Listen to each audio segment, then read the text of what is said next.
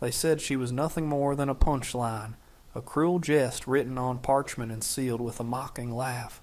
Yet, standing there amidst the swaying prairie grass, with the golden hour sun igniting the hidden copper tones in her dark hair, she looked like the only absolute truth he had ever encountered. Before she became the queen of his vast cattle lands, before she was the woman who held his battered heart in hands that were both gentle and calloused, Lynn was considered refuse. She was the shadow lingering in the corners of crowded rooms, the subject of whispers behind silk fans, the girl whose dowry was shame, and whose future was a question mark that no one cared to punctuate.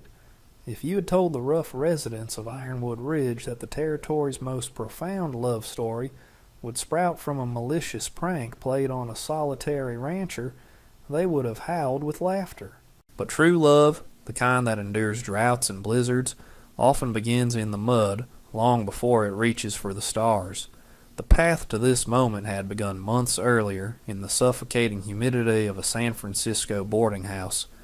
Leanne sat on the edge of a narrow, sagging cot, her hands clasped so tightly in her lap that her knuckles turned white. The walls were paper thin, allowing the sharp, transactional voice of her uncle to bleed through. He was negotiating her future as if she were a sack of spoiled grain left out in the rain. They called her the Marked One because of the birthmark that stained her left cheek, a splash of dark pigment that the superstitious matchmakers claimed was an omen of bad fortune. At 24, she was considered ancient by the standards of her community, a burden that consumed rice and occupied space. When the letter arrived from the frontier, requesting a sturdy, practical wife for a rancher living too deep in the wilds to court properly, her uncle hadn't seen a chance for her happiness. He'd seen a chance to take out the trash. Leanne remembered the burning sensation of tears she refused to let fall when her cousin, a girl with flawless porcelain skin and a venomous tongue, had giggled while packing Leanne's meager trunk. They had sent a portrait to the rancher, but it wasn't of Lynn. It was a painting of her younger, conventionally beautiful sister, a deception calculated to ensure the rancher would pay the train fare. It was the ultimate humiliation. They were shipping the ugly girl to a man expecting a beauty, setting her up for a rejection that would leave her stranded in the unforgiving wilderness. As she boarded the train, clutching a small satchel containing her only treasures, a mother-of-pearl comb and a battered book of ancient verses, Lynn felt a hollowness in her chest. She was traveling hundreds of miles to a man who would likely take one look at her face and cast her to the wolves. The rhythmic clacking of the train wheels against the iron tracks seemed to chant a mantra of her own insecurity. Unwanted, unwanted, unwanted. She watched the landscape shift from the cluttered, foggy city to the rolling, endless green of the frontier spring, her heart heavy with the dread of the inevitable reveal. The station at Ironwood Ridge was nothing more than a raised wooden platform, floating in a sea of churning mud and new spring grass. The air smelled of wet earth, sagebrush, and pine resin, a sharp contrast to the salt and coal smoke of the city she had left behind. Leanne stood beside her trunk, the wind whipping stray strands of black hair across her face, stinging her eyes. She pulled her scarf tighter, attempting to obscure the mark on her cheek, though she knew in her heart it was futile. The train hissed and groaned as it pulled away, disappearing around a bend, and leaving her exposed in the vast open silence of the west. She felt infinitely small, a speck of dust in a world that was too wide and too wild. She scanned the horizon, her pulse hammering a frantic rhythm against her ribs. Then she saw him. He was a mountain of a man, seated atop a massive bay horse that pawed restlessly at the muck. John leaned forward, resting his hands on the pommel of his saddle, his face obscured by the brim of a weather-beaten hat. He was not the elderly, desperate invalid she had pictured. He was in his prime, though his face bore the weary, etched lines of a man who had survived too many hard winters and buried too many dreams. He had shoulders broad enough to carry the world, and a jawline that looked carved from granite. He dismounted with a fluid grace that contradicted his size, his boots sinking into the soft ground as he strode toward her. Leanne held her breath, bracing herself for the flinch, the sneer, the angry demand for a refund. John stopped 3 feet from her, his piercing blue eyes narrowing as he assessed her. He pulled a crumpled letter from his vest pocket, glanced at it, and then looked back at her. The silence stretched, thick and suffocating, heavier than the humid air. He didn't yell. He didn't crumple the letter and throw it in the mud. He simply let out a long, tired sigh, the sound of a man accustomed to life dealing him a losing hand. "You're not the woman in the picture," he said, his voice a deep, gravelly rumble that vibrated in her chest. It wasn't a question. It was a statement of cold fact. Leanne lowered her head, shame burning her neck like a brand. "No," she whispered, her voice barely audible over the whistling wind. "I am not. My uncle. It was a trick." She waited for the explosion, for the rage. Instead, John just rubbed the back of his neck, looking past her at the empty tracks. "Well," he said finally, his tone devoid of warmth, but also lacking cruelty. "Train's gone. Won't be another one for a week. Can't leave you standing here." He grabbed her heavy trunk as if it were filled with feathers, hoisting it onto his shoulder. "Let's go." The wagon ride to the ranch was an exercise in agonizing silence. Leanne sat stiffly on the wooden bench, her hands white-knuckled as she gripped the side rail. The landscape was breathtaking, rolling plains of emerald green dotted with the vibrant purples and yellows of spring wildflowers, framed by distant snow-capped peaks, but Leanne could hardly see it through the haze of her own anxiety. Every jolt in the road sent a shock through her spine, mirroring the jarring reality of her situation. She stole covert glances at John. He drove with a steady, practiced hand, his eyes fixed on the horizon. He seemed entirely self-contained, a fortress with no doors. She wondered what he was thinking. Was he calculating the cost to send her back? Was he seething with silent anger? John, for his part, was not angry, merely resigned. He had needed help, someone to manage the house, to cook, to help him keep the encroaching darkness at bay. He had sent for a wife because it was the practical thing to do, not because he harbored any illusions of romance. The deception with the picture annoyed him, yes, but looking at the woman beside him, he felt a strange pang of pity. She looked terrified, trembling like a trapped bird. He noticed her hands. They were red and chapped, not the soft hands of a pampered parlor doll. She had worked, that was something. And the scar on her face? He barely registered it after the initial surprise. He had scars of his own, mostly on the inside where no one could see them. They turned off the main road onto a rutted track that led toward a cluster of buildings nestled in a valley. The ranch house was large but neglected, the paint peeling like dead skin, and the porch sagging on the left side. Weeds grew tall around the steps, fighting for dominance with the struggling, choked garden. It was a place that lacked a woman's touch, a place that screamed of loneliness. As the wagon came to a halt, a small figure darted out from behind the barn and then quickly retreated. John stiffened slightly. "That's Daisy," he said gruffly, climbing down. "My niece. She don't talk much. Don't expect her to." Leanne climbed down, her legs shaking from the ride and the fear. She looked toward the barn and saw a small face peering out from the shadows, a little girl with tangled hair and wide, fearful eyes. Instinctively, Leanne's expression softened. She forgot her own fear for a second, offering a small, sad smile to the child. John saw the exchange, saw the way Leanne's face transform when she looked at the girl, and for the first time he wondered if maybe this mistake wasn't a total catastrophe after all. The interior of the house was a testament to bachelorhood and grief. Dust motes danced in the shafts of late afternoon sunlight that pierced through grime-streaked windows. Piles of unwashed laundry occupied the armchairs, and the kitchen table was cluttered with old newspapers and dirty dishes. It smelled of stale coffee, wood smoke, and deep neglect. John carried her trunk into a small spare room off the kitchen. "You sleep here?" he said, setting it down. "I'm down the hall." He paused at the door, his hand on the frame, looking uncomfortable. "I ain't gonna... I respect a woman's space. You're here to work the house, mostly, until we figure out what to do." He left before she could respond, the heavy thud of his boots retreating down the hallway. Leon stood in the center of the small room. It was sparse, a narrow iron bed, a chipped wash basin, and a chest of drawers, but it was clean, or at least cleaner than the rest of the house. She went to the door and found a sturdy lock.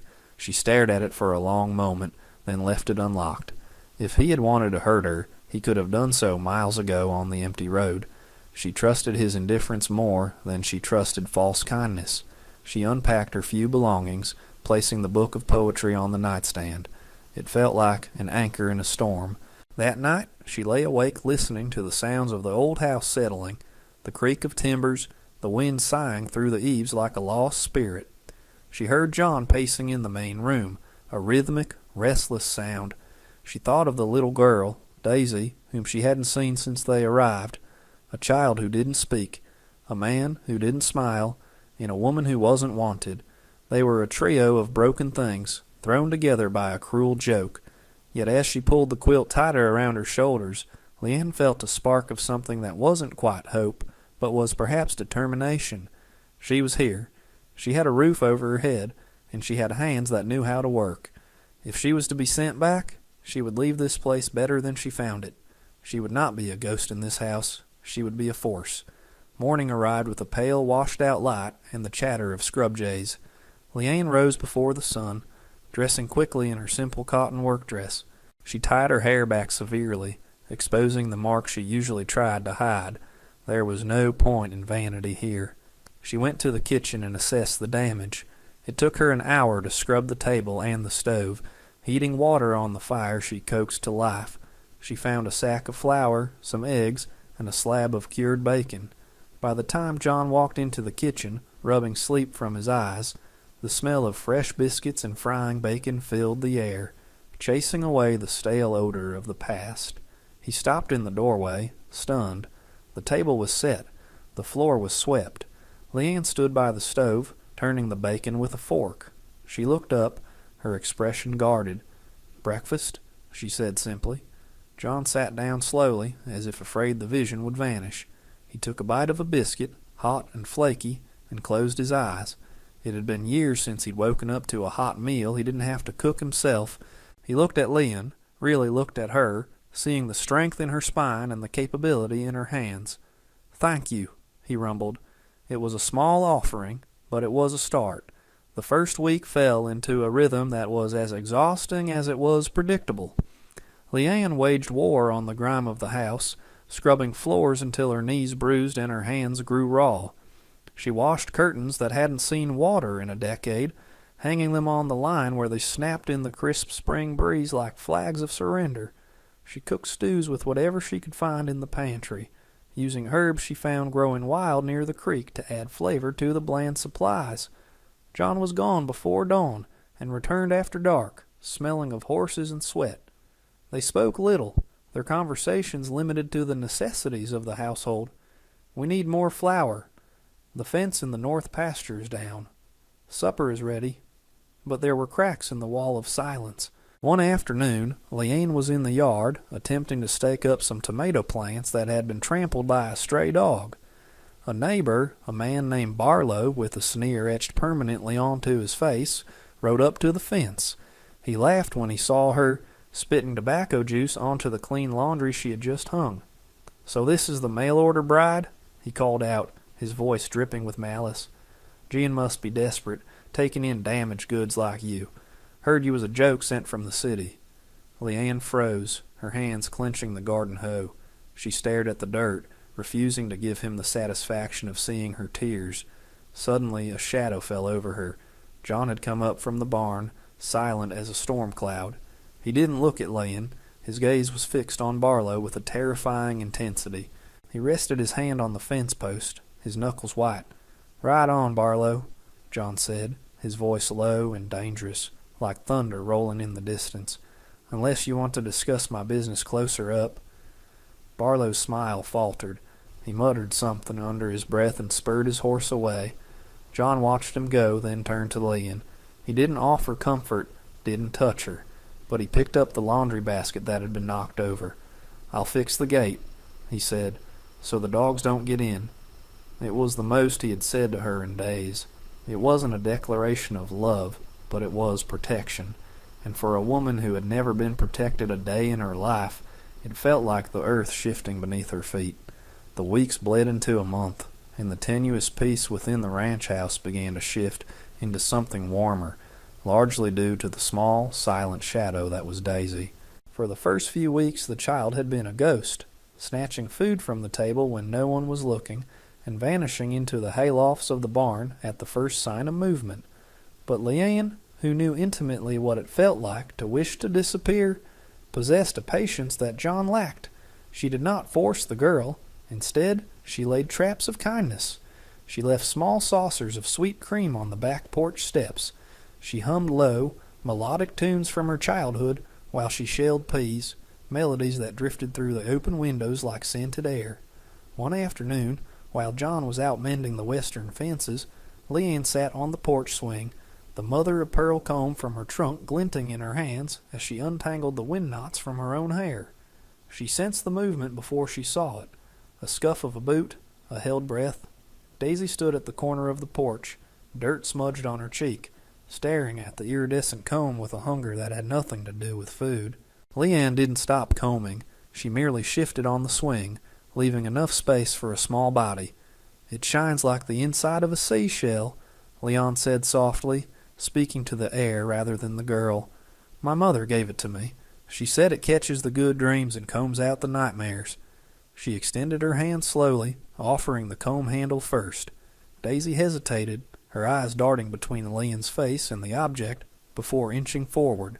When she finally climbed onto the swing, sitting stiffly at the far edge, it felt like a monumental victory.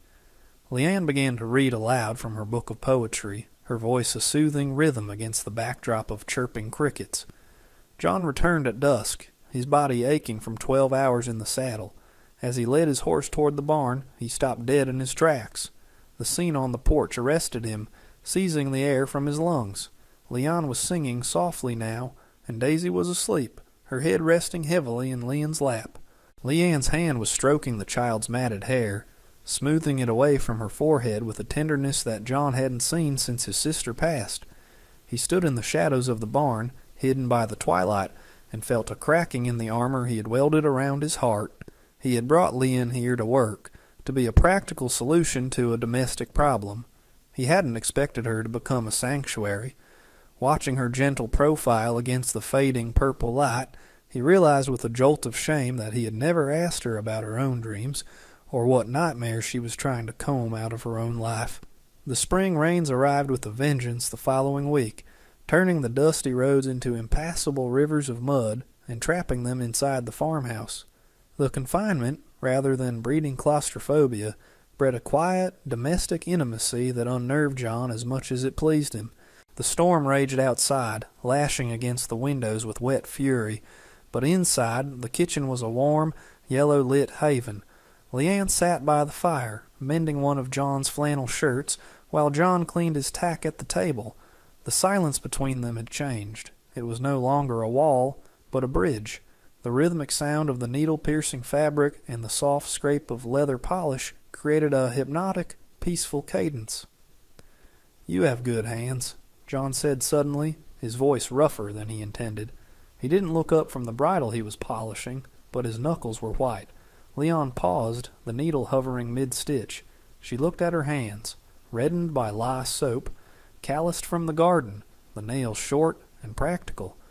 "They are working hands," she replied quietly, a hint of self-deprecation in her tone. "Not the hands of a lady." John set the bridle down and finally looked at her. The firelight danced across his face, softening the harsh lines around his eyes. "I've known ladies with soft hands who wouldn't lift a finger to help a soul," he said, his gaze intense and unwavering. "Your hands, they heal things, Leon. They fix this house. They're fixing Daisy." He paused, swallowing hard, traversing territory he usually avoided.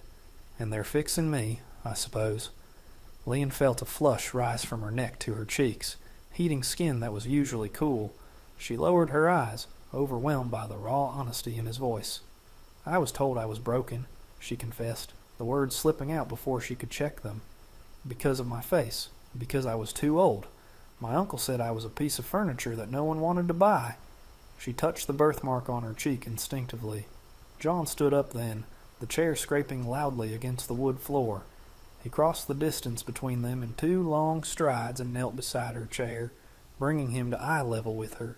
He reached out, his large, rough hand hesitating for a fraction of a second before gently taking her hand away from her face. "He was a fool," John whispered, his thumb grazing the dark skin of her birthmark with a reverence that made her breath hitch. "He didn't see you. I see you, Leanne, and everything I see is right." The air between them crackled, charged with the electricity of the storm outside and the unspoken desires inside, a moment of vulnerability that knit their souls closer than any marriage contract could have. The truest test of their budding alliance came not from the elements, but from the town. It was the monthly market day in Ironwood Ridge, a necessary evil for supplies. Leanne had tried to excuse herself, terror tightening her chest at the thought of the stairs, but John had insisted. "You're part of this ranch," he had said, not as a command, but as an inclusion. "We go together." The ride into town was tense. Leanne wore her best dress, a simple navy cotton that she had starched until it was crisp, but she felt exposed. As they guided the wagon down the main thoroughfare, heads turned. Whispers rippled through the crowd like wind through dry wheat.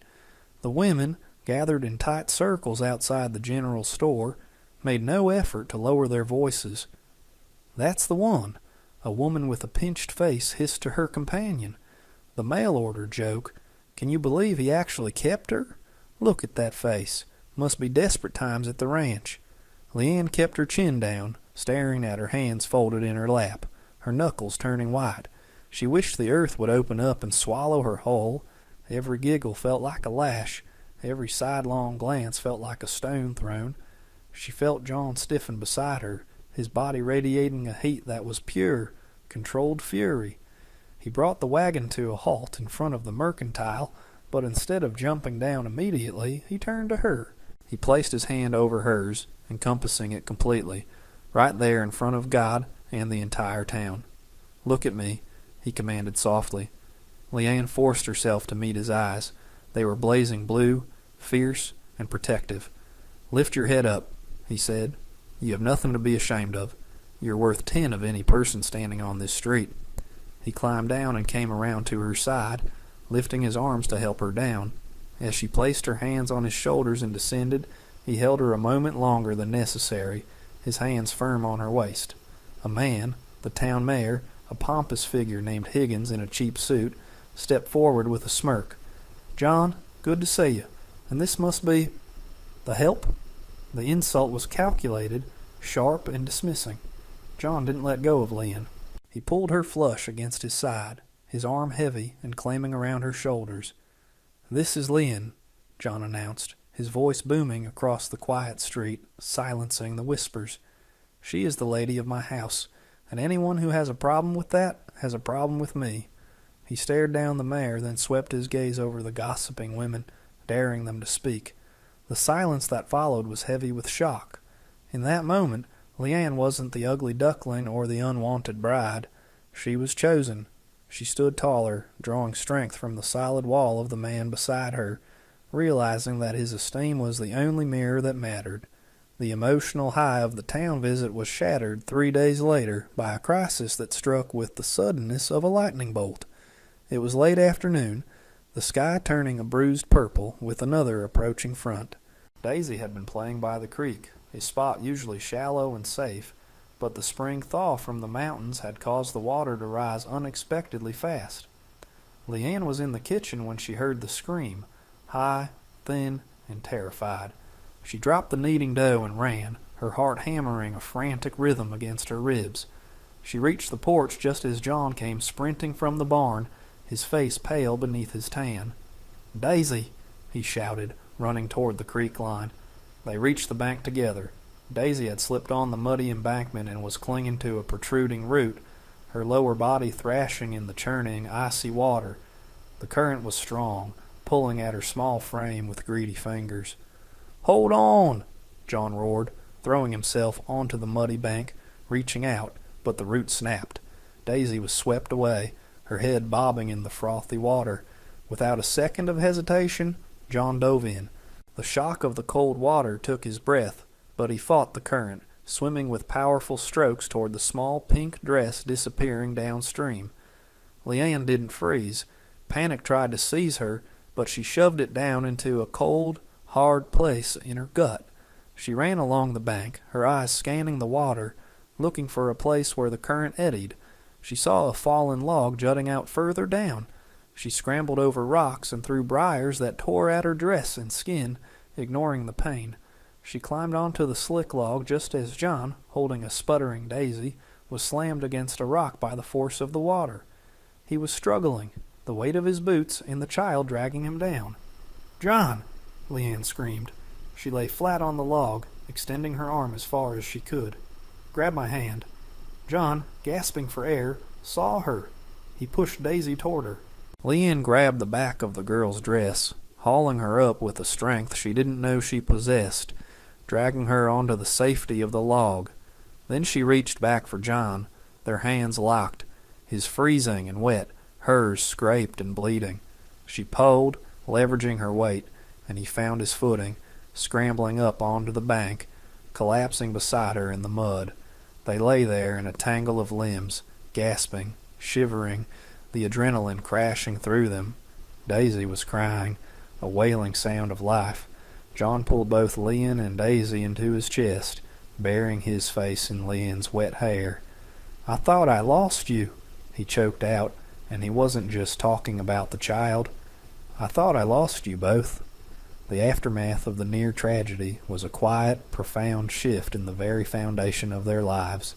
That evening, after Daisy was bathed, soothed with warm milk, and tucked into bed with Leanne's poetry book under her pillow, the house was silent. But it was a different kind of silence than the one Leon had first encountered. It wasn't empty. It was full. It was the silence of peace after a battle. Leanne sat by the fire, her hair drying in waves over her shoulders, wrapped in a quilt. John stood by the mantel, watching the flames.